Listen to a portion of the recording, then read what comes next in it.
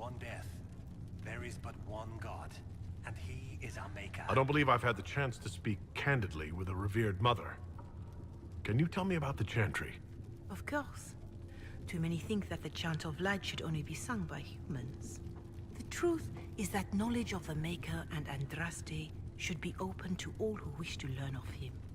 We believe the Maker created us, and that mankind's sinful nature caused him to turn away. With Andraste's blessing, the Maker will forgive mankind once the Chant of Light is sung from all corners of this world.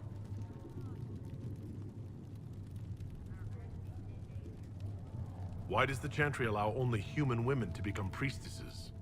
The official doctrine is that elves and dwarves have turned further from the Maker than humanity. And as for men, the chant holds that they are more vulnerable to anger or passion. But in truth, it is simply political, added after Andraste's death, like too many of our beliefs. If you don't believe these restrictions are what Andraste wanted, why haven't you tried to change them? Has the current state of the world not taught you the folly of fighting too many battles at once? I chose to use what power I had to help peasants forgotten by the nobles of Orlais.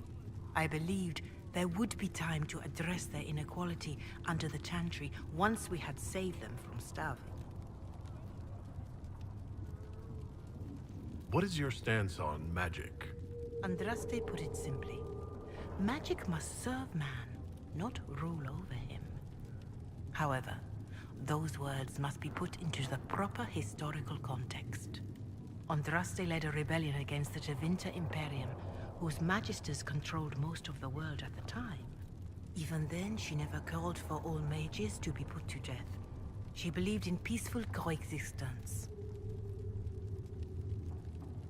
I don't recall the Chantry being as tolerant of magic as you describe. No. The Chantry is an imperfect vessel, pulled in every direction by those who would steer its course.